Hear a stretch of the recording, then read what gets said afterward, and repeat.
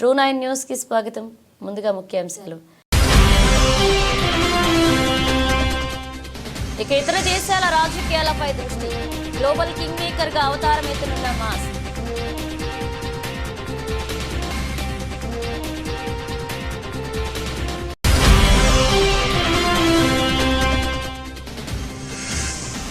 అంబేద్కర్ అనడం ఫ్యాషన్ అయిపోయింది.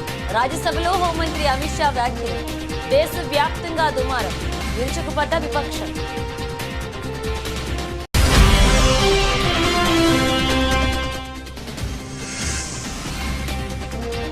జమిలి ఎన్నికల బిల్లుపై సంయుక్త పార్లమెంటరీ కమిటీ. 31 మంది ఎంపీలలో ప్రియాంక గాంధీకి చోటు.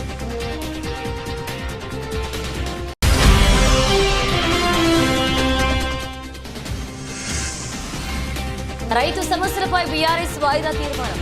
రైతులకిచ్చిన ప్రతి హామీని నెరవేర్చాలని డిమాండ్ చేసిన బీఆర్ఎస్ ఎమ్మెల్యేలు.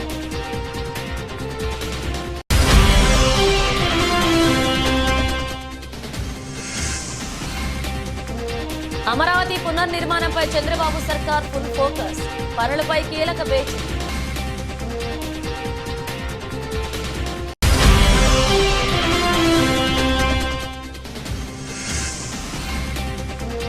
క్రికెట్ కు అశ్విన్ గుడ్ బై. పూజారా రహనేలా రిటైర్మెంట్ పై రోహిత్ శర్మ కామెంట్స్.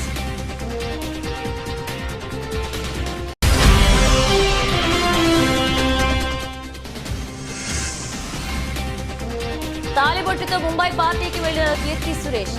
తెగ వైరల్ చేస్తున్న బాలీవుడ్ మీడియా.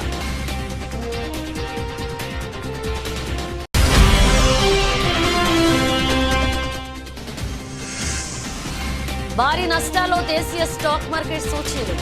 మార్కెట్లపై ఫేడ్ దెబ్బ. 79,000కు దిగివచ్చిన సెన్సెక్స్.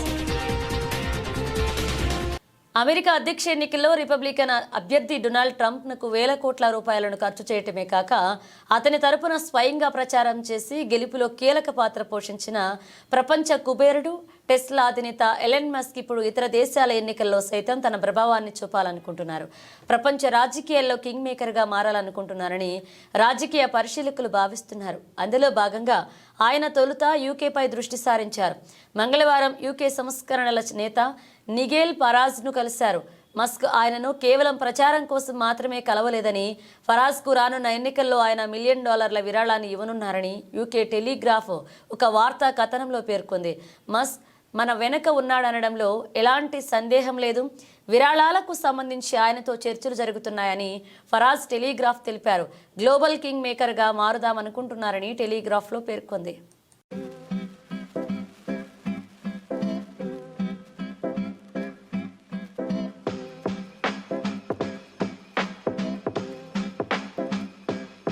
భారత రాజ్యాంగ నిర్మాత డాక్టర్ బిఆర్ అంబేద్కర్ పై కేంద్ర హోంమంత్రి అమిత్ షా వివాదాస్పద వ్యాఖ్యలు చేశారు. ఆయన పేరును పదే పదే ఉచ్చరించడం ఇప్పుడు ఫ్యాషన్గా మారింది అంటూ అభ్యంతరకరంగా మాట్లాడారు. అంబేద్కర్ను కాదు, ఆయనకు బదులుగా దేవుడిని స్మరిస్తే స్వర్గానికైనా వెళ్ళొచ్చంటూ ఉచిత సలహా ఇచ్చారు. అమిత్ షా వ్యాఖ్యలపై ప్రతిపక్షాలు మండిపడ్డాయి. అంబేద్కర్ను అవమానించిన షాను వెంటనే మంత్రి పదవి నుంచి తొలగించాలని డిమాండ్ చేశారు. అమిత్ షాపై తృణమూల్ కాంగ్రెస్ సభా హక్కుల ఉల్లంఘన నోటీసులు ఇచ్చింది. పార్లమెంట్ శీతాకాల సమావేశాల్లో భాగంగా మంగళవారం రాజ్యసభలో రాజ్యాంగంపై చర్చ జరిగింది. ఈ క్రమంలో హోంమంత్రి అమిత్ షా మాట్లాడుతూ అంబేద్కర్ను ఉద్దేశిస్తూ పలు అభ్యంతరకర వ్యాఖ్యలు చేశారు. అభి ఏక్ ఫ్యాషన్ హో గయా హాయ్ అంబేద్కర్ అంటూ ఇత్నా నామ్ ఆగర్ భగవాన్ కా లేతేతో 7 జన్మక్ తన స్వర్గమిల్ జాతా అంటూ అమిత్ షా వ్యాఖ్యానించారు. ఇక దీనికి బదులుగా దేవుడిని ఇన్నిసార్లు స్మరిస్తే స్వర్గానికి వెళ్ళొచ్చు అంటూ ఆయన వ్యాఖ్యలు చేశారు. ఇక ఈ వ్యాఖ్యలు సోషల్ మీడియాలో వైరల్గా మారాయి. షా వ్యాఖ్యలు విపక్ష నేతలు సహా నెటిజన్లు కూడా ఖండించారు. तो साच अर्थ में अंबेडकर जी के प्रति आपका भाव क्या है ये मैं बताता हूं। मान्यवर अंबेडकर जी को देश की पहली कैबिनेट से इस्तीफा क्यों दे दिया?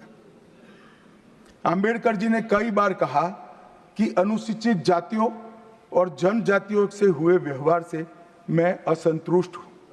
सरकार की विदेश नीति से मैं असहमत हूं और आर्टिकल 370 से मैं असहमत हूं। इसलिए वो छोड़ना चाहते थे, उनको आश्वासन दिया गया, आश्वासन पूरा नहीं हुआ। उन्होंने इग्नोरेंस के चलते इस्तीफा दे दिया और एक श्री BC रॉय ने पत्र लिखा कि अंबेडकर और राजा जी जैसे दो महानुभाव मंत्रिमंडल छोड़ेंगे तो क्या होगा। तो नेहरू जी ने उनको जवाब में लिखा है, राजा जी के जाने से तो थोड़ा बहुत नुकसान होगा, अंबेडकर के जाने से मंत्रिमंडल कमजोर नहीं होता है। मान्यवर ये विचार जो खड़गे जी कह रहे हैं ना, क्या आपत्ति है, जिसका विरोध करते हो उसका वोट के लिए नाम देना कितना उचित है, क्योंकि अब अंबेडकर जी को मानने वाले पर्याप्त संख्या में आ गए हैं, इसलिए आप अंबेडकर अंबेडकर कर रहे हो। मान्यवर, मुंबई के मेयर ने एक पत्र लिखा था कि मऊ में अंबेडकर जी का स्मारक बनाना चाहिए। मऊ में जो अंबेडकर जी का जन्म स्थान था, सुझाव लिखा। उन्होंने कहा आमतौर पर स्मारक निजी पहल से बनाने चाहिए, यदि सरकार किसी प्रकार की सहायता करती है तो वो उचित नहीं होगा। उनके कितने स्मारक बने साहब? कोई स्मारक अंबेडकर जी का नहीं बना, देश भर में नहीं बना। अंबेडकर जी के स्मारक कब बने? जब भारतीय जनता पार्टी सत्ता में आई, तब मऊ में डॉक्टर अंबेडकर के जन्म स्थान पर स्मारक बना, लंदन में अध्ययन करते थे वहां स्मारक बना, नागपुर में शिक्षा दीक्षा वहां बना, दिल्ली में महापरिनिर्वाण स्थल पर बना और मुंबई में चैत्य भूमि में भी बन रहा है। हमने 5 तीर्थ बनाए महामानव। ఒకే దేశం ఒకే ఎన్నికల బిల్లుకు సంబంధించి జేపీసీ ఏర్పాటైంది. వన్ నేషన్ వన్ ఎలక్షన్ కోసం భారతీయ జనతా పార్టీ పార్లమెంట్ సభ్యులు పీపీ చౌదరి జేపీసీ చైర్మన్ గా ఉంటారు. ఇక జేపీసీ నుంచి బీజేపీ సభ్యులు పీపీ చౌదరి, బన్సూరి స్వరాజ్, సీఎం రమేష్, పరుషోత్తం రూపాలా, అనురాగ్ ఠాగూర్, భర్తీహరి మహాతాత్, అనిల్ బల్లూరి, అలాగే వీడి శర్మ, విష్ణుదయాళ్, రామ్ బీజేపీ సభ్యులు కాగా జేపీసీలో కాంగ్రెస్ సభ్యురాలు ప్రియాంక గాంధీ వాద్రా లోక్సభ నుంచి నియమితులయ్యారు. అలాగే మనీష్ తివారీ, సుఖదేవ్ భగత్ కాంగ్రెస్ సభ్యులు కమిటీలో చోటు కల్పించారు. ఇక సమాజ్వాదీ పార్టీ నుంచి ధర్మేంద్ర యాదవ్ సభ్యుడిగా ఉంటారు. అదే సమయంలో ఈ కమిటీలో టీఎంసీ నుండి కళ్యాణ్ బెనర్జీ, టీడీపీ నుంచి హరీష్ బాలయోగి, ఎన్సీపీ నుండి సుప్రియా సూలే, శరద్ పవార్, శివసేన షిండే, శ్రీకాంత్ షిండే, ఆర్ఎల్డీ నుండి చందన్ చౌహాన్, జనసేన నుండి బాలశౌరి వల్లభనేని ఉంటారు. ఈ కమిటీలో రాజ్యసభ నుంచి 10 మంది సభ్యులు ఉంటారు. మంగళవారం లోక్సభలో వాడివేడి చర్చ తర్వాత 2 వన్ నేషన్ వన్ ఎలక్షన్ బిల్లును ప్రవేశపెట్టారు. దీనికి రాజ్యాంగ సవరణ అవసరం. బిల్లులపై చర్చ సందర్భంగా రాజ్యాంగం 129వ సవరణ బిల్లు, 2024 కేంద్రపాలిత ప్రాంతాల చట్టాల సవరణ బిల్లు, 2024 ప్రాతిపాదిత చట్టాలపై ప్రతిపక్షాలు అడ్డు చెప్పాయి. ఇక పార్టీలు ఓట్ల విభజన కోరాయి. దీనికి అనుకూలంగా 269 మంది, వ్యతిరేకంగా 198 మంది సభ్యులు ఓటు వేశారు. ఈ నేపథ్యంలో కాంగ్రెస్కు చెందిన ప్రియాంక గాంధీ వాద్రా, ఎన్సీపీ నేత సుప్రియా సూలే, బీజేపీ నేత అనురాగ్ ఠాకూర్తో సహా 21 మంది లోక్సభ ఎంపీలు, 10 మంది రాజ్యసభ ఎంపీలు సంయుక్త పార్లమెంటరీ కమిటీలో భాగమయ్యారు. ప్రభుత్వం తిరస్కరించిన ముసాయిదా చట్టాలను రాజ్యాంగ సవరణ బిల్లు, సాధారణ బిల్లు, సమైక్య నిర్మాణంపై దాడిగా ప్రతిపక్ష పార్టీలు పేర్కొన్నాయి. ఈ బిల్లులు రాజ్యాంగ విరుద్ధమని కాంగ్రెస్ ఎంపీ ప్రియాంక గాంధీ అన్నారు. ఇది మన దేశ సమైక్య విధానానికి విరుద్ధమన్నారు. బిల్లును విపక్షాలు వ్యతిరేకిస్తున్నాయి. మరోవైపు బీజేపీ దాని మిత్రపక్షాలైన టీడీపీ, జేడీయూ, శివసేన బిల్లులను గట్టిగా సమర్థించాయి. తరచూ ఎన్నికల అభివృద్ధి కార్యక్రమాలకు ఆటంకం కలిగిస్తాయని, ఏకకాలంలో ఎన్నికలు నిర్వహించడం వల్ల ఎన్నికల ఖర్చు తగ్గుతుంది అని, ప్రోత్సాహం లభిస్తుందని పేర్కొంటున్నాయి.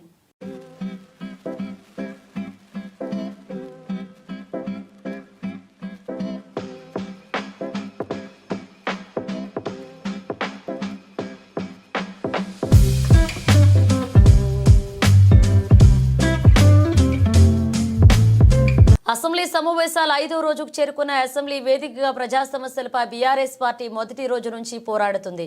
ఇందులో భాగంగా రైతు సమస్యలపై వాదా తీర్మానం ఇచ్చింది.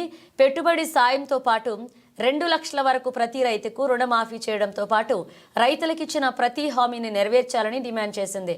రాష్ట్రంలో రైతులకు పంట పెట్టుబడి సహాయం అందక, రుణమాఫీ కాక, అన్ని పంటలకు బోనస్ రాక ఇబ్బందులు ఎదుర్కొంటున్నారు. అందువల్ల ప్రభుత్వం ఇచ్చిన హామీ మేరకు రైతులకి యాసంగికి వానాకాలంతో కలిపి ఎకరాకు 15,000 చొప్పున పెట్టుబడి సాయం అందించాలి. 2 లక్షల వరకు అందరూ రైతులకు రుణమాఫీ చేయాలని, అన్ని పంటలకు వెంటనే బోనస్ చెల్లించాలని కోరుతూ దీనిపై అసెంబ్లీలో చర్చించాలని ప్రతిపాదించింది.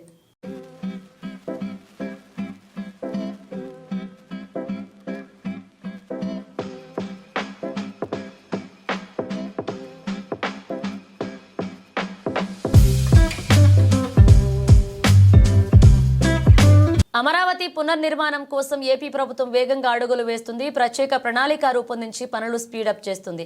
ఇందులో భాగంగా రాజధానిలో చేపట్టాల్సిన పనులపై ఇవాళ ఏపీ కేబినెట్ చర్చించి నిర్ణయం తీసుకోనుంది.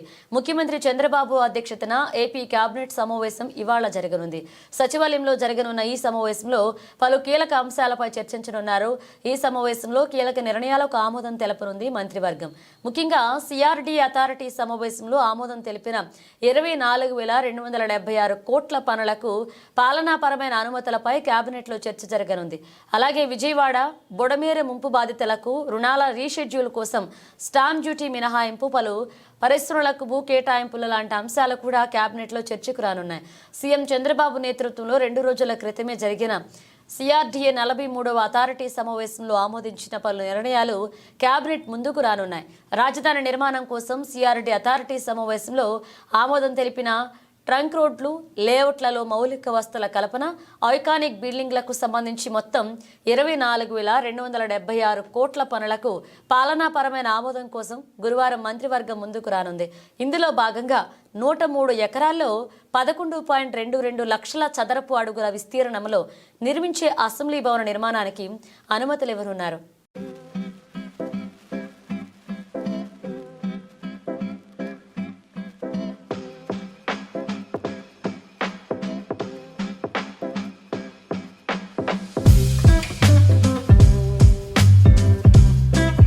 వనపర్తి జిల్లా పెబ్బేరు మున్సిపల్ కేంద్రంలోని 3వ వార్డులో జర్నలిస్టుల కాలనీలో నిన్నటి వరకు ఆహ్లాదకరమైన ప్రకృతి వనాన్ని అందిస్తూ చెట్లతో కళకళలాడుతూ ఉన్న పురపాలక ట్రీ పార్క్ మరియు తెలంగాణ క్రీడా ప్రాంగణం దగ్గర రాత్రికి రాత్రి మొత్తం చెట్లను జేసీబీతో మున్సిపల్ పాలక వర్గం తొలగించిందని కాలనీ వాసులు తెలియజేశారు.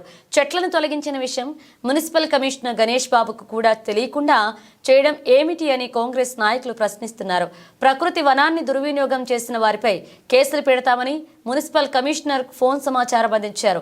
రాత్రికి రాత్రి చెట్లను తీసివేసి డంపింగ్ యార్డ్లో వేయాల్సిన అవసరం ఏంటి అని ప్రశ్నించారు కాంగ్రెస్ శ్రేణులు. వీరిపై చట్టరీత్యా చర్యలు తీసుకోవాలని స్థానిక ఎస్ఐకు కాంగ్రెస్ మండల నాయకులు ఫిర్యాదు చేశారు. రాత్రి జరిగిన సంఘటన దురదృష్టకరం. ఎందుకంటే ప్రకృతిని కాపాడే బాధ్యత ప్రభుత్వాలపైన, ప్రజలపైన, అందరిపైన ఉంటాయి. ఇప్పుడు చూస్తున్నాం మనం పక్కల ఆ మాదిరి చెట్లను రాత్రి నిర్మానుషంగా వచ్చి రాత్రిలో పీకేయడం దురదృష్టకరం. ఇప్పుడే నేను కమిషనర్ గారితో కూడా మాట్లాడినా.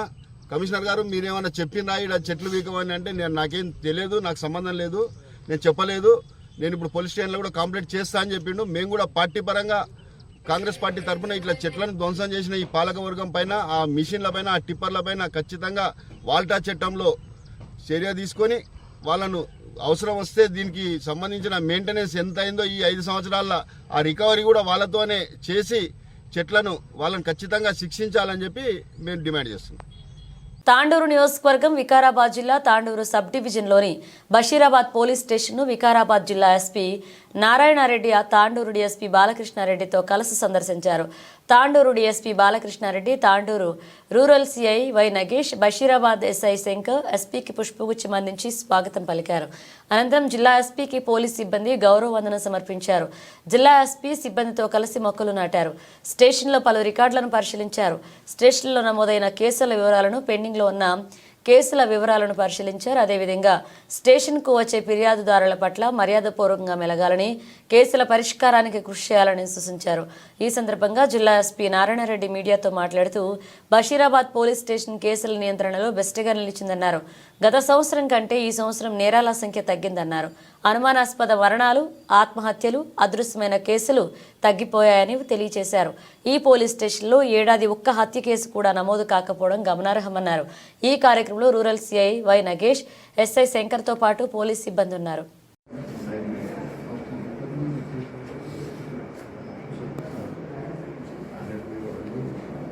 ఫ్యాటల్ రోడ్ యాక్సిడెంట్స్ అండ్ ఇవి కొద్దిగా పెరిగాయి. అంటే పెరగడం అంటే in the sense last year మనకు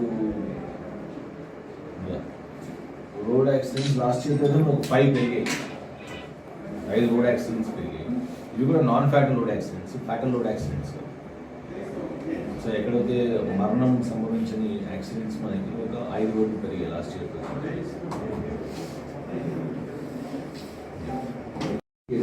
బ్యాంక్ ఇక్కడ కొద్దిగా రైతులందరూ కూడా యూనిట్స్, స్మాల్ ఇండస్ట్రీస్కి యూనిట్స్ పెట్టడానికి అవి లోన్స్ తీసుకున్నాక సబ్సిడీ పార్ట్ తీసుకున్నారు. దీన్ని కూడా బేసికల్గా మనం చూస్తే క్రైమ్ లాస్ట్ 2 yearsతో కంపేర్ చేస్తే పెద్ద ఇంక్రీజ్ అయితే ఏం లేదు.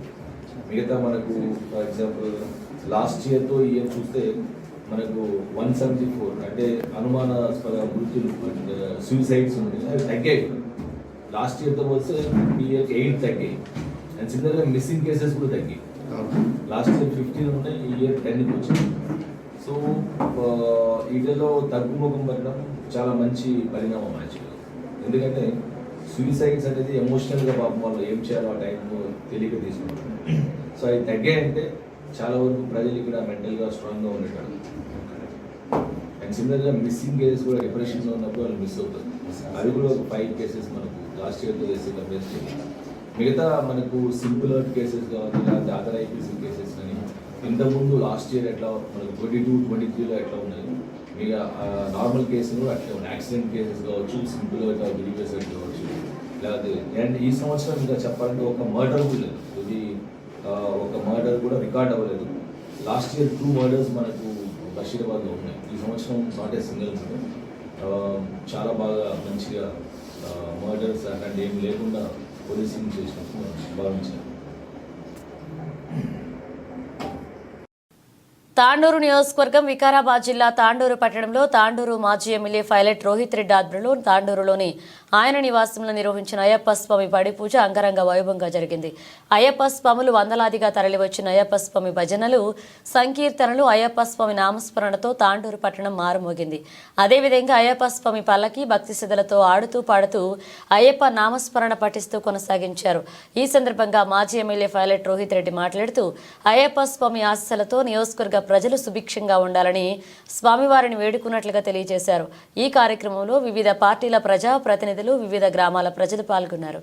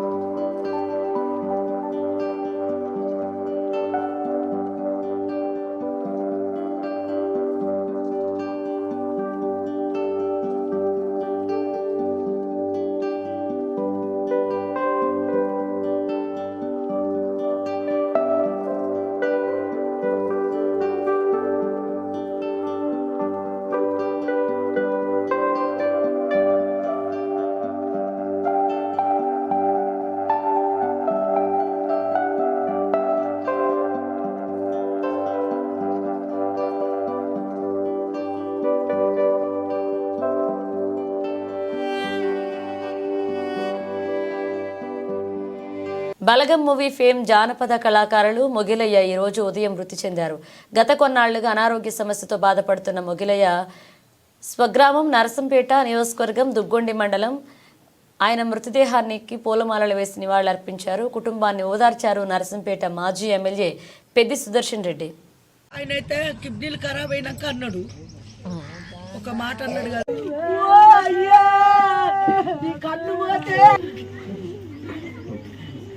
నాన్న బలగం మొగిలయ్య పొద్దుగాల కిడ్నీల ప్రాబ్లంతో బీపీ డౌన్ వచ్చి చనిపోయాడు మార్నింగ్ 3 గంటలకు. గబ్బా వేదికగా ఆస్ట్రేలియాతో జరిగిన 3వ టెస్ట్ మ్యాచ్ అనంతరం team India star off spinner Ravichandran Ashwin retirement ప్రకటించారు. దీంతో ఇప్పుడు అందరి దృష్టి టెస్ట్ స్పెషలిస్టులు చతేశ్వర పూజార, అజ్వింకా రహానాలపై పడింది. ఈ ఇద్దరు స్టార్ ఆటగాళ్లు భారత జట్టుకు ఆడి దాదాపు ఏడాదికి పైగా కావస్తుంది. యువ ఆటగాళ్లు రిషబ్ పంత్, సర్ఫరాజ్ ఖాన్, శుభమన్ గిల్, శ్రేయస్ అయ్యర్ వంటి ఆటగాళ్లు సుదీర్ఘ ఫార్మాట్లలో సత్తా చాటుతుండటంతో సెలెక్టర్లు వీరి వైపు చూడడం లేదు. రవిచంద్రన్ అశ్విన్ రిటైర్మెంట్పై విలేకరుల సమావేశంలో కెప్టెన్ రోహిత్ శర్మ స్పందించారు. రిటైర్ అయినా కానీ తాము కలుస్తామని చెప్పుకొచ్చాడు. అశ్విన్, రహానే, పూజారాలను మనం విభిన్న పాత్రల్లో చూడబోతున్నామా అని ఈ సందర్భంగా విలేకరులు ప్రశ్నించారు. ఈ క్రమంలో రోహిత్ మాట్లాడుతూ అశ్విన్ నిర్ణయాన్ని గౌరవిస్తున్నామని, అతడు రేపు స్వదేశానికి వెళ్తున్నట్లుగా చెప్పాడు. రిటైర్డ్ అయ్యాడు గనక మిగిలిన 2 టెస్టుల్లో అశ్విన్ ఆడడని అన్నారు. అదే సమయంలో రహానే, పూజారా గురించి మాట్లాడుతూ కాస్త కన్ఫ్యూజ్ అయ్యాడు. ఈ ముగ్గురు రిటైర్ అయ్యారని చెప్పుకొచ్చాడు. వెంటనే తేరుకుని పూజారా, రహానేలు ఇంకా రిటైర్మెంట్ ప్రకటించలేదనే విషయాన్ని గుర్తు చేశాడు. దీంతో అక్కడ నవ్వులు విరిశాయి. రహానే, పూజారాలు ఇంకా క్రికెట్ ఆడుతున్నారు, వారిద్దరి ఇంకా దారులు మూసుకుపోలేదన్నారు. మంచి ప్రదర్శనలు చేస్తే జట్టులో చోటు దక్కుతుందన్నారు. ఈ సిరీస్లో మరేమైనా సర్ప్రైజులు, రిటైర్మెంట్లు ఉన్నాయా అని ప్రశ్నించగా ప్రస్తుతానికి ఏమీ లేవంటూ రోహిత్ శర్మ చెప్పారు.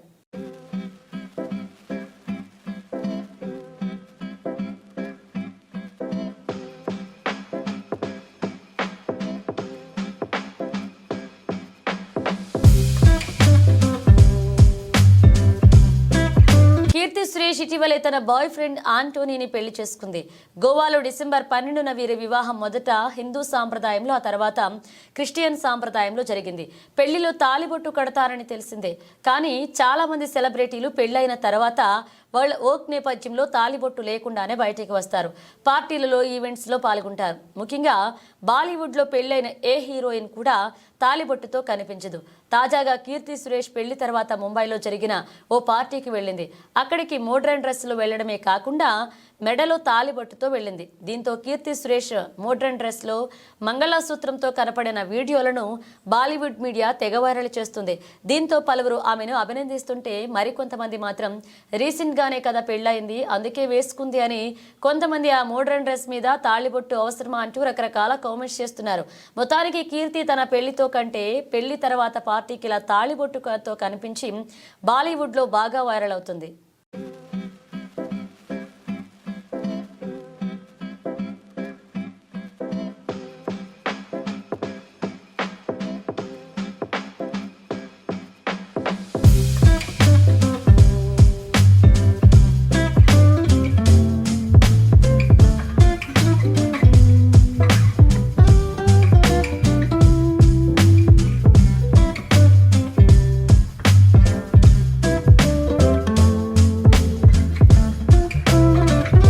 దేశీయ స్టాక్ మార్కెట్ సూచీలు గురువారం భారీ నష్టాలతో ప్రారంభమయ్యాయి. అంతర్జాతీయ మార్కెట్లు బలహీన సంకేతాల వల్ల సూచీలపై ఒత్తిడి పెరిగి మార్కెట్లు నష్టాల్లోకి జారిపోయాయి.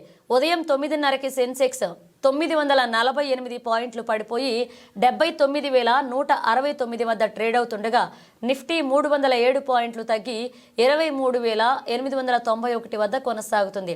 మార్కెట్ ప్రారంభంలోనే సెన్సెక్స్ 900 పాయింట్లు నష్టపోయింది. సెన్సెక్స్ 30 సూచీలోని కొన్ని ప్రముఖ కంపెనీల షేర్లు నష్టాల్లో కొనసాగుతున్నాయి. ఇవి Infosys, Asian paints, Tata steel, SBI, tech Mahindra, Bajaj finance, ICICI bank, HCl technologies, Bajaj finance వంటి కంపెనీలు. కానీ హెచ్యుఎల్, ఐటీ, సన్ఫార్మా షేర్లు మాత్రం లాభాల్లో ట్రేడ్ అవుతున్నాయి. అంతర్జాతీయ మార్కెట్లో బ్రెంట్ క్రూడ్ బ్యారెల్ ధర $73.10 వద్ద ట్రేడ్ అవుతుంది. బంగారం ఔన్స్ ధర $2,622 వద్ద ఉంది.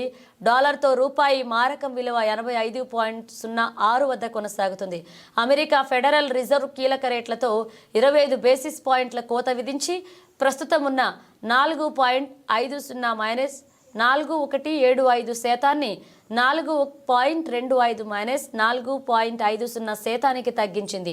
ఇది ఉద్యోగ, ద్రవ్యోల్బణ గణాంకాల్లో వచ్చిన ప్రగతి నేపథ్యంలో జరిగింది. కానీ భవిష్యత్తులో వడ్డీ రేట్లు ఇంకా తగ్గకపోవచ్చు అని ఫెడ్ బలమైన సంకేతాలు ఇచ్చింది. దీన్ని అనుసరించి నిన్నటి ట్రేడింగ్ సెషన్లో అమెరికా మార్కెట్లు భారీగా క్షీణించాయి. Dow Jones 2.58%, S&P 2.95%, Nasdaq 3.56 నష్టపోయాయి.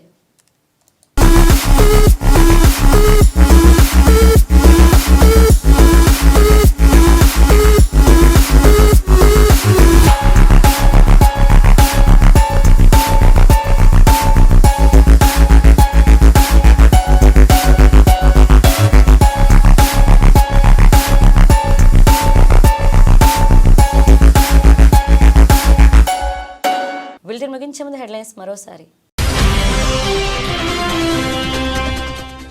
ఇక ఇతర దేశాల రాజకీయాలపై దృష్టి. గ్లోబల్ కింగ్ మేకర్ గా అవతారం ఎత్తునున్న మాస్క్.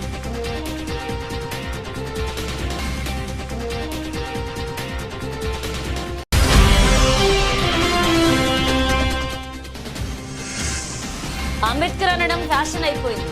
రాజ్యసభలో హోంమంత్రి అమిత్ షా వ్యాఖ్యలు. దేశవ్యాప్తంగా దుమారం. విరుచుకుపడ్డ విపక్షం.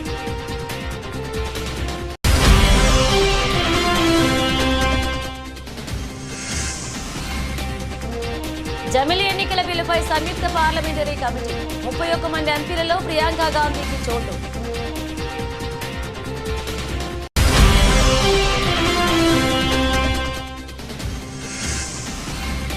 రైతు సమస్యలపై బీఆర్ఎస్ వాయిదా తీర్మానం. రైతులకిచ్చిన ప్రతి హామీని నెరవేర్చాలని డిమాండ్ చేసిన బీఆర్ఎస్ ఎమ్మెల్యేలు.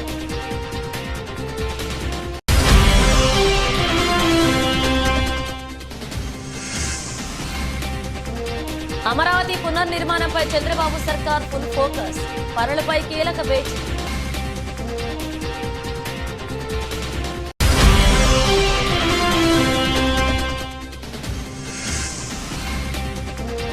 క్రికెట్ కు అశ్విన్ గుడ్ బై. పూజారా రహనేలా రిటైర్మెంట్ పై రోహిత్ శర్మ కామెంట్స్.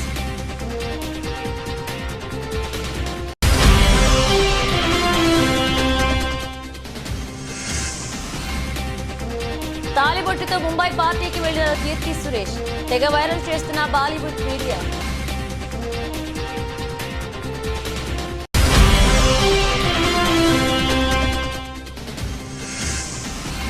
భారీ నష్టాల్లో దేశీయ స్టాక్ మార్కెట్ సూచీలు. మార్కెట్లపై ఫేడ్ దెబ్బ. 79,000కు దిగి వచ్చిన సెన్సెక్స్.